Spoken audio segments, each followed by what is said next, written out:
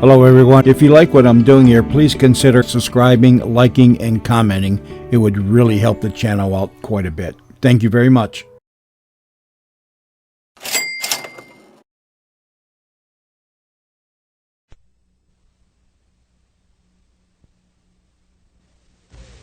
Now for tonight's story. Let's go beyond tomorrow.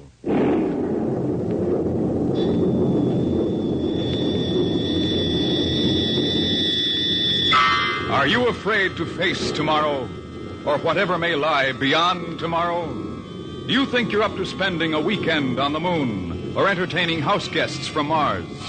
Can you and your children adjust to the strange, new, wonderful world that is being wrought in the test tubes and cyclotrons of science? Beyond tomorrow? Beyond tomorrow, a new program of probabilities drawn from the vast library of science fiction, where anything is possible and possibly may happen to you. Tonight, based on a famous story, The Outer Limit by Graham Dorr, the tale of a pilot of an experimental jet rocket aircraft about to be hurled 40 miles out from the Earth's surface into the limitless boundaries of space, and there to receive the most terrible warning in the history of man.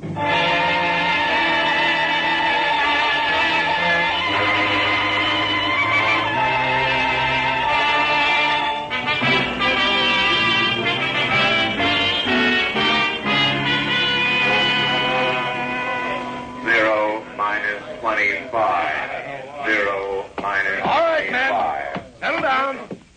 Let's settle down, men. Okay, Colonel. Yes, sir. All of you will want to know why we took you out of whatever warm bed you were in. We've got a reason. The RJX-1. Yeah, that's right. The RJX-1. The top secret experimental rocket jet aircraft. We've been babying it, nursing it, staying up nights with it for 16 months now. This morning, Major Westfall is going to wean it. Bill is going to take her out and beat her up to death. I can't impress upon you men how extraordinary this flight is. It's an 8-rocket ship. That's what I said, 8 rockets. 8 rockets designed to take man into areas of space that have never been explored before. And at a rate of speed to which no pilot has yet been subjected. Some of you men have already flown many times the speed of sound, so I don't have to tell you very much. Yo? Yes, Colonel? You'll lead the F-86s. You and the other 3 jet boys will be Bill's chase planes. We want observation at 35,000 feet. Yes, sir. Okay, here's how it plays. Pull the curtains on the map, will you, Sergeant? Yes, sir. You see it circled here, your rendezvous point. We designate it Point X. It's roughly over Boulder Dam. 0 hour is 0900. Joe, you and your jets will take off at 0 minus 15. You got that? Yes, sir. You F-86s will make conventional climbs to 30,000 feet. Rendezvous at Point X and call into me at control at 35,000 feet. Right, Joe? That cuts it, Colonel. Oh, no, wait a minute. Not quite. Now we hear about the weather. Pete? Yes, Colonel. Well, the weather's very pretty out, boys.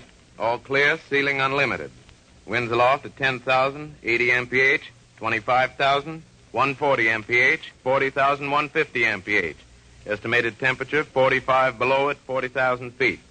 There's some scattered clouds northwest of Point X at 15,000 feet. Stratus at 30,000 feet, 30 miles east of Point X, east. We expect no change for 3 hours. That's it, sir. Okay, Pete. Joe, you and your boys go unwrap your F-86s. Have a nice time. Yes, sir. Come on, boys. Major Westfall. Major Westfall, stick around. I want to talk to you. Okay, Hank. How you feeling, Bill? Why? You worried, Hank? Don't worry. Look, Bill, you've got only 10 minutes of rocket fuel. That's before you fire the rockets. Fire only one rocket at a time. Yeah, that's right. Now, look, I'll be listening in on the public address at control. I won't bother you until you're airborne. It'll be between you and the tower until then. All right, don't worry, Hank. I'm going to fly that baby higher and faster than anybody ever did before, just like you said.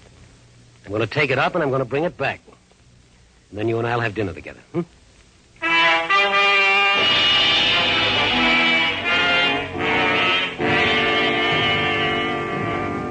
0 minus 3.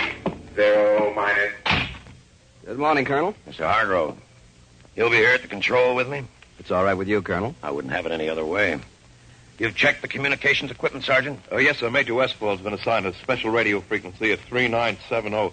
Good. You'll take care of it, Sergeant. We don't want it to poop out or anything like that, do we? Yes, sir. No, sir. Sir. Hargrove, I got a thing on my mind. That boy in the plane you geniuses designed, he's my best boy. It's our best plane, Colonel. It better be. Now it's your turn. What do you got in your mind? Everything's in proper order, Colonel. Recording equipment, the television cameras in the cockpit, everything. Every known scientific device, even some unknown. They've been very We're talking about a man, Hargrove. That's all I really want to get back out of this. What about the man? There may be one difficulty. Tell me about it. I'd like to know. The takeoff, with all that load. The jets, the rockets, all at maximum fuel capacity. Never been tested that way before. Go on, Mr. Hargrove. Well, it's just that Major Westfall has only 6,000 feet to get his ship airborne. If he accelerates from 0 to 160 miles per hour in 6,000 feet, he should be airborne in 7 seconds. 7 seconds, that makes 0 plus G. Yes, Colonel. Beyond 0 plus G, well, beyond that, we don't know. We just don't know. Thanks. Thanks for everything, Mr. Hargrove. Sergeant. Yes, sir. Flip your switch on Major Westfall. I hear he's got a swell program. Flip them all, will you, Sergeant? Yes, sir. RJX1 to tower. Any change in weather? Tower to RJX1. Barometer reading 29.7. Set your altimeter accordingly. Roger. Wind 15 miles from south. Takeoff runway 27. Runway 27. Got it. 0 minus 130. 0 RJX1 to control. Over. Control RJX1. Go ahead. This is just for you, Hank. Cabin pressure, okay. Oxygen pressure, okay. All right. Get off the dime, kid. Take a pill, Hank. You'll need it to settle your stomach. 0 minus 1. 0 RJX1 to crew chief, over. Crew chief to RJX1. Go ahead. I'm ready to fire. Hold it. Okay. All set to fire. Clear? Clear. Starting right, jet. Starting left, jet. 0 minus 30 Tower seconds. to RJX1. 0 Over. minus 30 seconds. RJX1 to tower, go ahead. Western Airlines Convair reported over Ventura. Got it. Eastbound Constellation at 17,000 over Salt Lake. Roger. Western Airlines DC-4 on Base Lake at 1,000 over Burbank. The rest of the air is yours. Thank you so much. 0 minus 10. RJX1 to tower. Ready for takeoff. Tower to 7, RJX1. 6, Clear for takeoff. 5, Good luck, Bill. 4, 3, 2, 1, 0. He's rolling. Fly. Rolling. B, C, D, E, F. Bill, lift it. G, Lift it. Lift it, Billy. He made it. Bill made it, Mr. Hargrove.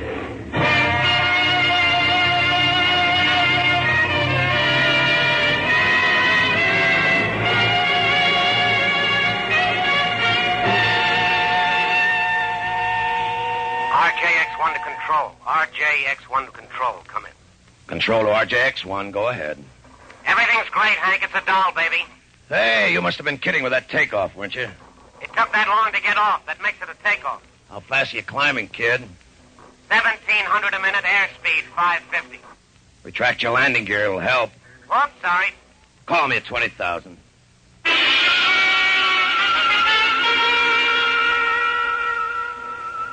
Heading is 87. Everything is real good. Come in, Hank. How do you feel? I like it here. Pressure okay? Okay.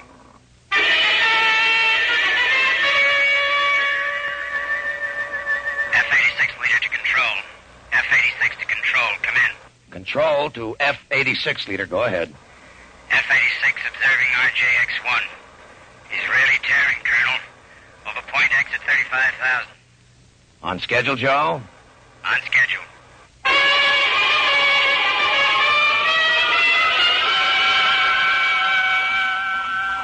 RJX1 to control. RJX1 to control. Come in. Control to RJX1. Go ahead, Bill. 40,000 feet, Hank. Still a doll, baby? Still is. Ready to pressurize. Can you hear me okay, Hank? Coming in fine. Pressurized. Ready to prime rocket system in 5 seconds. Primed. Dropping right jet. Dropping left jet. All clear. Good luck, Bill. Firing number 1 rocket. Fired.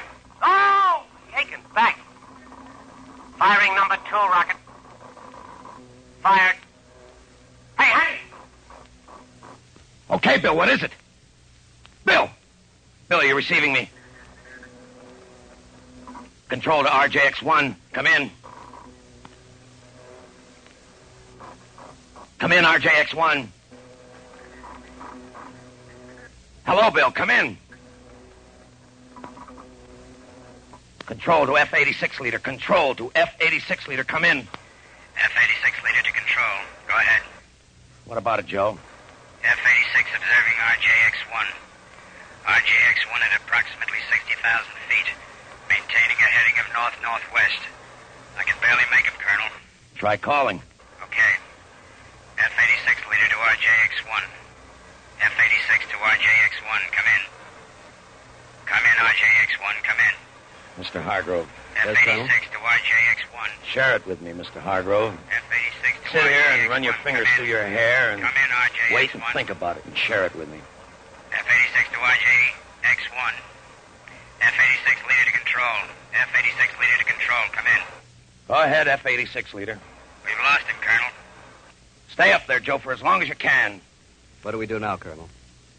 I just told you, Mr. Hargrove. We wait. You and me, we wait. We've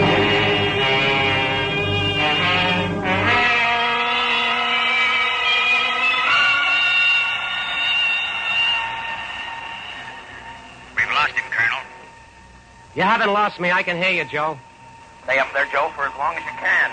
Hello? Hello? Hello? I'll try another frequency, Joe. RJX-1 to F-86. Can you make me? RJX-1 to F-86. Come in. Come in. No good, huh? I'll switch back to Channel Charlie.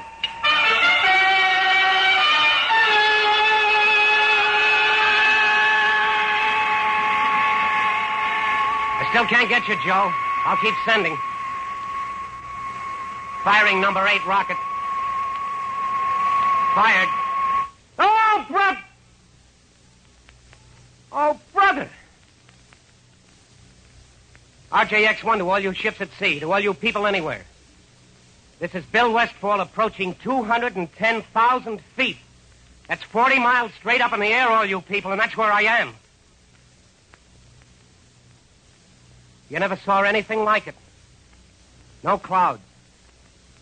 A color no one ever named before. And silence. 8 rockets roaring at my tail, and I can't hear them.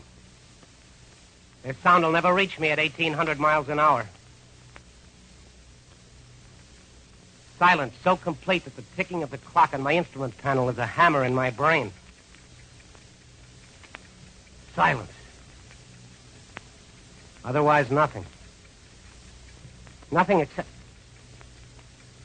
No, nothing at all. Wait a minute. Yes, there is something all right at 2 o'clock high. Oh, that's really something, brother. Maybe a flying disc, and this is a big one. Spinning like a top, and it's coming toward me. Can you hear me? Can you hear me? Listen. Something has just happened. Something, a missile, a shot maybe through the cannon. My pressure is going down. Something is happening to me. This thing, it's like a magnet. I'm being pulled toward it. I've lost control of my ship. I've no control. I'm going through decompression. I'm on the verge of unconsciousness. I'm blacking out. I'm flat. Can you hear?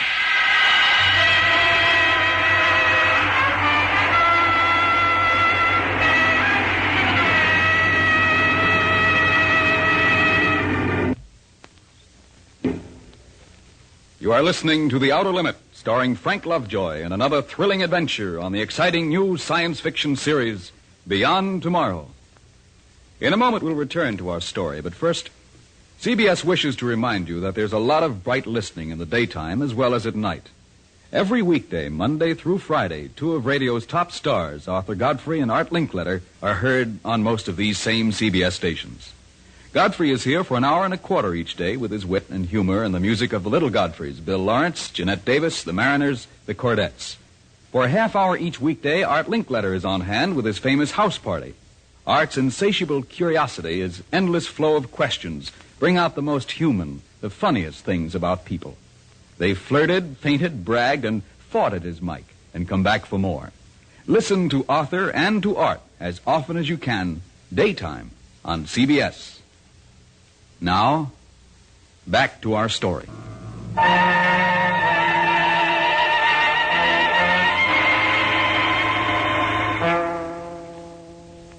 He had only 10 minutes fuel. He's 3 hours overdue. Well, that's that, Colonel. But wait some more, Mr. Hargrove. There's no point to it. May I make a suggestion, Colonel? What? Give it up. Make your report to Washington. What about you, Mr. Hargrove? To be frank with you, Colonel, in another 16 months, there'll be another plane. The RJX-2. And the Army will give us another man to fly it. Not till we're certain about this man, and we're not certain. What do you propose to do? The things that are in the manual. We'll organize search parties and put spotter planes up in the air. Maybe Bill came down on the ocean. We'll call the Navy in. Colonel, if the RJX-1 came down on the ocean, it would sink in 3 minutes. You know it had no life preserver equipment on it. The added weight of We'll the call the instrument... Navy in. Whatever you say, Colonel. My guess is... What's your guess, Mr. Hargrove? My guess is that sometime, somewhere, on some beach or in some field, someone will pick up a piece of torn metal. That someone will be holding what's left of the RJX-1.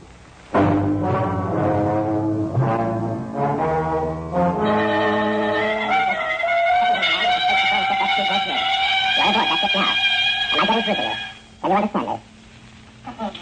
But there is no manifestation that we're in communication with him, sir. Yes, sir. I am Zeglon. You're aboard the Space Patrol ship S2J3. Am I in communication with you? Can you understand me? Are we in contact? Can you understand now what I am saying to you?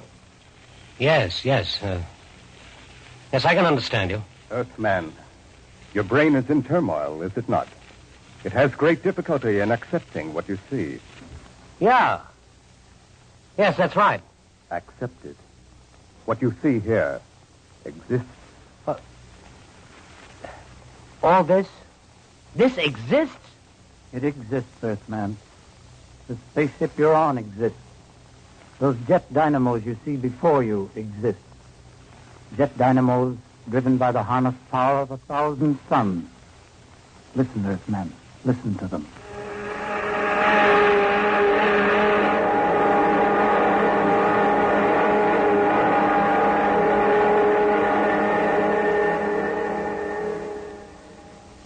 Do you know what happened as you listened, Earthman? We have flung ourselves 10,000 miles into space. What do you say to that, Earthman? Why, I don't know what to say. It's beyond the conception of your Earth brain. Then conceive this. Try to move, Earthman. You're not bound in any way. Try to move. Jane, it's impossible for you to move. There's a screen of force aimed at you. Now it's turned off. You may move about, Earthman. Proceed, Zeglon. Yes, Commander. Earthman, I perceive that your intellect now accepts the fact. You are aboard Space Patrol ship S2J3.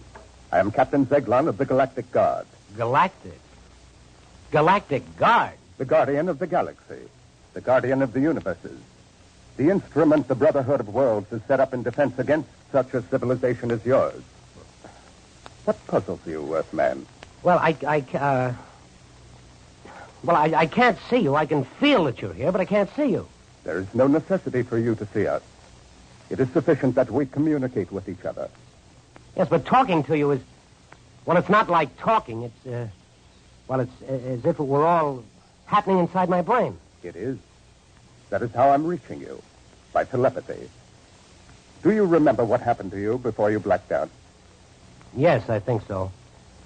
There was a sharp sound, like a bullet hitting the canopy. It was not a bullet. It was a ray. It was necessary to stop your flight. We have so much to tell you. Well, first tell me about my ship. Is it lost? No. It is such a crude little ship. Crude? Easy for us to repair. It will be returned to you. And you will return to Earth. Because you are the Earth's only hope of survival. Hope of survival? What do you mean? I will show you. What you see on this screen before you is a panorama of your own universe, far greater in scope than an Earthman has ever seen before. Observe. Observe where the line is pointing. Planet 3, Star 5, Galaxy C, Sector K. Is that the Earth? No. That dot, that speck you see revolving in the vastness, is your sun. A star whose surface is 12,000 times that of your Earth. Your Earth is not even visible here. What? How did you know we even existed? That was our problem. We first became aware of your planet when we found atomic dust in the upper atmosphere. We traced it to your Earth. It was that important to you? Quite. We determined that you were setting off atomic bombs. That's why the Galactic Council has quarantined you. Quarantined? I don't understand. How? How are we quarantined? We have sealed off your planet from the rest of space. But we have surrounded it with a force screen. When that screen has accumulated enough particles of atomic dust, your Earth will explode. Your civilization, you, all life will disappear forever. Listen to me, Earthman. Listen. We've had our own wars that almost destroyed our civilization. But we have finally outlawed war throughout space, including Earth. Now listen carefully, Earthman. If you continue to make atom bombs and hydrogen bombs, each many times more powerful than the last, and if you start making war with them, exploding them, it would upset the balance of the entire universe, throw all space into chaos.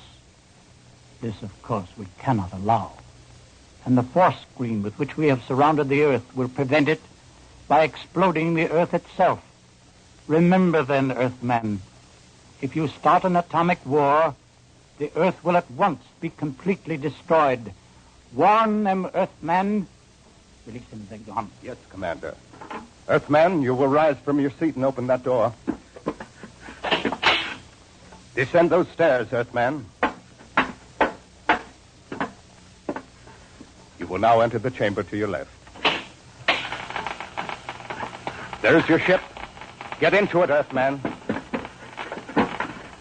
Are you ready? Yes, I'm ready. While we were communicating, the patrol ship has returned to where we picked you up. And now you will be propelled toward Earth. Close your canopy. Open aperture. Warn them, Earthmen. Warn them.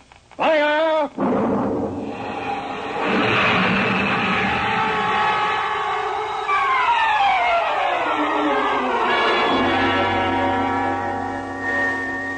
RJX-1 to tower. RJX-1 to tower. Come in. RJX-1 to tower. Come in, tower. Tower to Funny Man. You loaded, kid? How did you get in on this frequency? Listen, this is RJX-1. RJX-1 coming in for landing. Give me landing instructions. Tower to Funny Man. Impossible that you're RJX-1. He's 10 hours overdue. Get away from the area. Area cleared for bomber practice approaches. This is Major Westfall and RJX-1. Come on, kid, give me landing instructions. I have no fuel. I'm gliding. What? Hey, hear you now, Major. Wait a minute. I'll restrict the area. Okay, RJX-1. Go ahead. Approximately 6 miles north of field. Clear area for 10 miles. Being cleared. What's your altitude? 10,000. Estimate 6 minutes to land. Tower to RJX-1. You are cleared to land. Runway 9. Wind east-southeast 15. Roger. Coming down.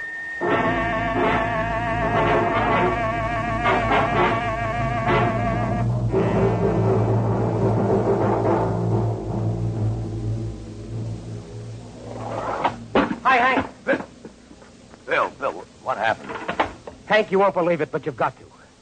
I know you won't believe it. It'll knock you over. Just take it easy, Bill. Sergeant. Yes, sir. Have the ship gone over by Geiger counters for radioactivity and seal it. What? Oh, yes, Hank, you better mount a 24-hour guard on it. Look, what did you run into? Plenty. Listen to me, Hank. They said the Earth would explode. They said it was the end for it. They said that? Come on, let's go over to my office. You gotta believe me. Read it like an order, Bill. My office. I want Major Donaldson to look at you. The psychiatrist? Hank, you've got to listen to Come on me. over to the office.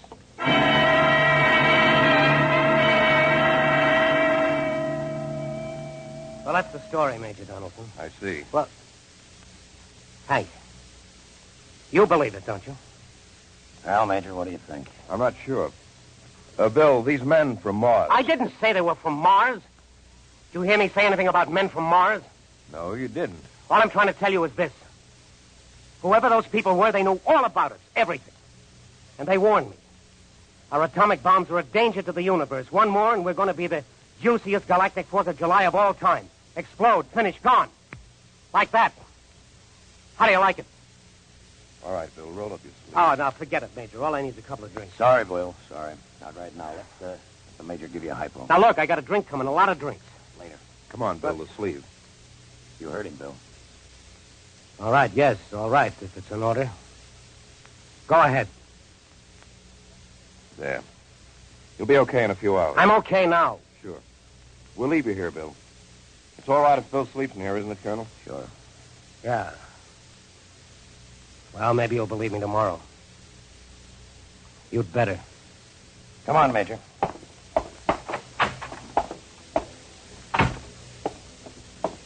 He'll be okay by himself, Major? He's been under a strain, but he'll sleep a long time. You better explain it to his wife somehow. I'll talk to him tomorrow. Tough. I've heard he's one of the best. He's the best.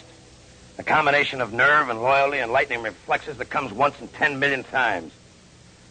What about it, Major? How does Bill look to you? I can't tell yet. Maybe a week, 6 months, 6 years. I'll need a whole lot of time with him before I can tell. I see. Well, he'd better get some sleep, too. Right. And don't worry, Colonel. He's a strong boy. Best nerves I've seen.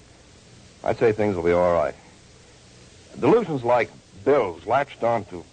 Well, delusions like this... Major. Yes, Colonel?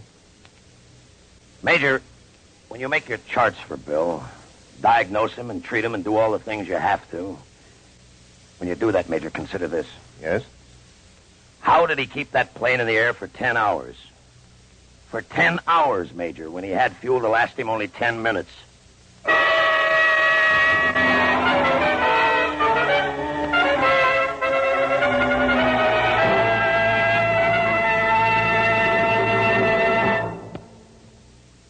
Tonight's story, The Outer Limit by Graham Dorr, was produced and directed by William N. Robeson. The adaptation for radio by Morton Fine and David Friedman starred Frank Lovejoy. Featured in the cast were Charles McGraw as the Colonel and Jeff Corey as Major Donaldson. Special music was arranged and conducted by Del Castillo. Listen again at this same time next week to another exciting adventure in time and space. A story about you in the future.